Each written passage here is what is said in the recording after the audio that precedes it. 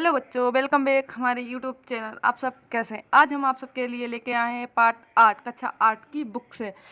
आज हम आप इस पाठ का सारांश, शब्दार्थ, इसके क्वेश्चन और व्याख्या एक ही वीडियो में सब कुछ आप सबको कंप्लीट कराएंगे। आइए पहले पढ़ते हैं।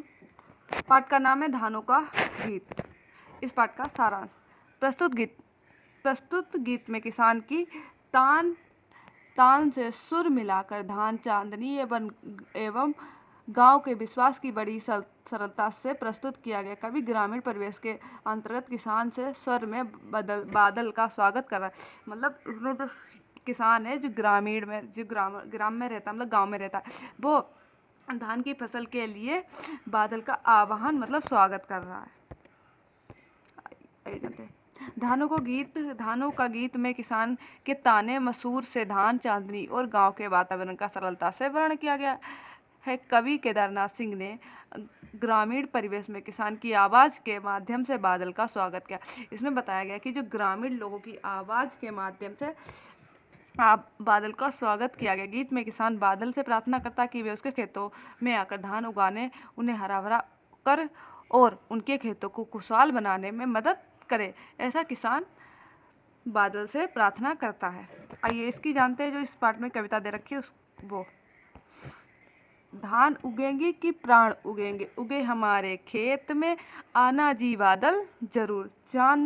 चंदा को बेचेंगे कच्ची कलियों, सूरज को सूखी रेत में, आना जी बादल जरूर। आगे पुकारेगी सुनी डगरिया, बन वेत साझा पुकारेगी गीली अखाड़िया, भोर हुई धन खेत, आना जी बादल जरूर।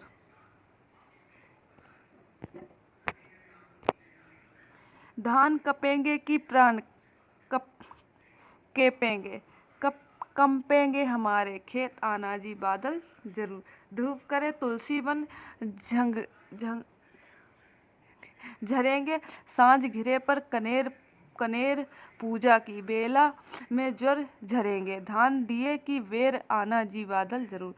धान पकेंगी कि प्राण पकेंगे हमारे खेत, आना जी बादल जरूर। और इसी के साथ हम इसमें जो लेखक हैं उनके बारे में भी आपको बताते हैं, जो इस पाठ के राइटर हैं, आई मीन लेखक। केदारनाथ सिंह का जन्म 19 नवंबर सन 1934 ईस्वी को बलिया जनपद के चकिया गांव में हुआ था। कई स्थानों पर अध्यापन कार्य करते हुए अंत में जवाहरलाल नेहरू विश्वविद्यालय दिल्ली में प्रोफेसर एवं अध्यक्ष रहे। अभी यहाँ से देखो जमीन पक है, अकाल में सारस बाग आदि आपके काव्य संग्रहालय। अपने आरंभ में नवगीतों की रचना की, आगे चलकर वह आधुनिक वो तथा प्रगतिशीलता से जुड़ गए। सन 1913 ईस्वी में आपको ज्ञानपीठ पुरस्कार से सम्मानित किया। इनका 19 तारीख 2018 ईस्वी को हुआ। यहाँ पे गलत है, 19 मार्च होगा यहाँ पे, सॉरी। आइए इसी के साथ जानते हैं इसके शब्दार्थ। प्राण का मतलब प्राण, कलियों का धान की कोमल बलियों, अखाड़ियों का अर्थ है आंखें, कनेर का अर्थ है पीले रंग का एक फूल। इसी के साथ जानते हैं इसकी व्याख्या। आइए जानते हैं। धान उगेंगे, फिर डज करके बादल जरूर, मतलब इसके आगे होगा आना जी बादल जरूर। आइए इसका जानते हैं संदर्भ। प्रस्तुत गीत हमारी पाठ्य है पुस्तक मंजरी के संकलित पाठ धानों का गीत नामक गीत से उद्धृत है। यह गीत लेखक केदारनाथ सिंह द्वारा रचित है। आइए इसका जानते हैं प्रसंग।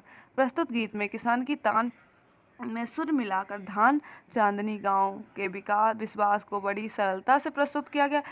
कवि ग्रामीण परिवेश के अंतर्गत किसानों के स्वर में बादल का स्वागत करता है। भाव लहराते धान के खेतों को देखकर किसान। आइए इसकी जानते हैं व्याख्या, मतलब इसका भाव। व्याख्या। लहराते धान के खेतों को देखकर किसान प्रसन्न हो जाता है और कहता है कि उसके खेतों में धान होंगे जिनके लिए वर्षा की पानी की जरूरत की पानी की ज़रूरत होगी। जो वर्षा का पानी होगा उसकी ज़रूरत होने के कारण बादलों को आने का निमंत्रण देता है। जो उसकी खेती धान उगेंगे उसके खेतों में, उसे उगाने और हरा भरा करने के लिए जो किसान है वो वर्षा का पानी मतलब बादल को खेत में आने का आमंत्रण देता है। चंद्रमा धान की कोमल बालियों पर चांदनी छिटकाएगा और सूरज सूखी रेत पर प्रकाशित होगा। वर्षा होने के कारण खेत में आगे रास्ते खाली होंगे और बरसों के पेड़ झुके दिखाई देंगे। संध्या समय नमी से आंखें गीली होंगी और सवेरे खेतों में धान लहराते नजर आएंगे, जिसके लिए बादलों को आने को निमंत्रण दिया जा रहा है ताकि वर्षा हो। ये हुई हमारी पहली व्याख्या कंप्लीट। आइए जानते हैं दूसरी व्याख्या। धान कपेंगे आना जी बादल जरूर। फिर इसमें जो हमने संदर्भ प्रश्न पढ़ा था वो पिछले व्याख्या में पढ़ा हुआ था, वही आप इसमें लिख सकते हैं। आइए इसका जानते हैं हिंदी अनुवाद।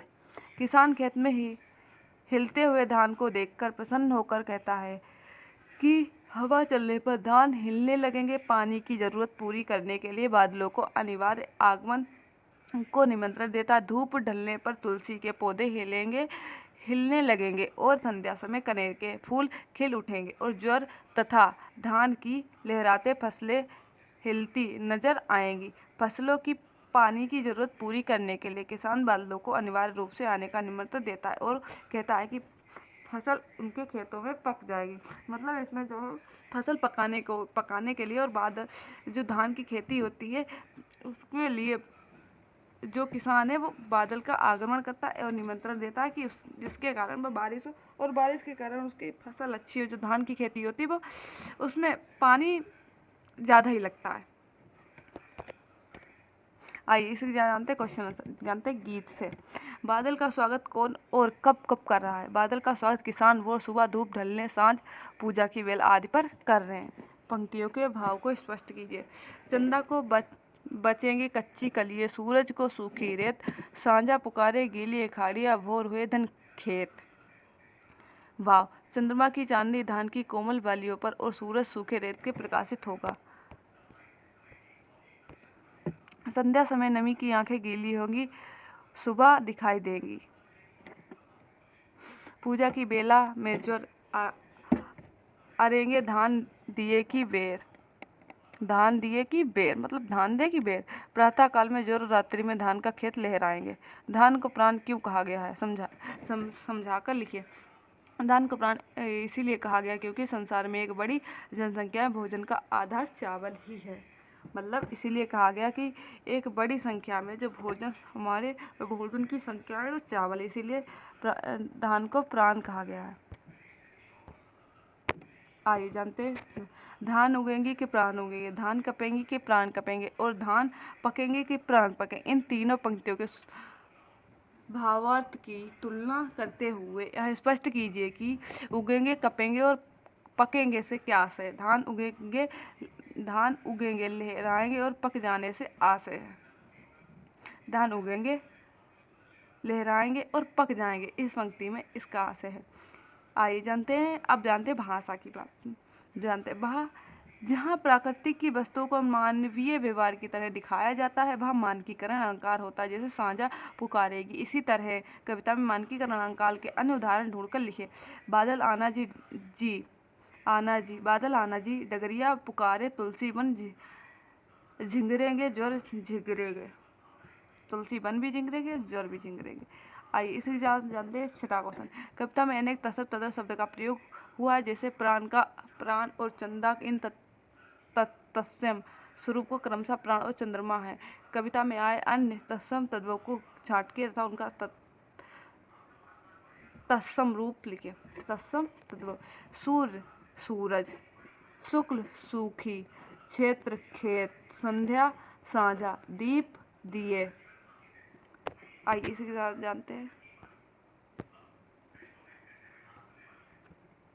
इसी के साथ हमारा ये वीडियो यहीं पे ख़त्म होता। अगले लेसन और नए वीडियो के साथ आपको हम जल्द ही मिलेंगे। जब तक के लिए धन्यवाद। अगर आपको हमारा ये वीडियो अच्छा लगा हो तो इसे सब्सक्राइब करें। अगर आपको हमसे कुछ भी पूछना हो तो हमारे कमेंट बॉक्स में पूछ सकते हैं और हमारे जो भी अब पिछले पढ़ाए हुए लेसन हो वो डिस्क्रिप्शन में जाके उनका लिंक आपको मिल जाएगा, आप देख सकते हैं। वीडियो देखने के लिए धन्यवाद।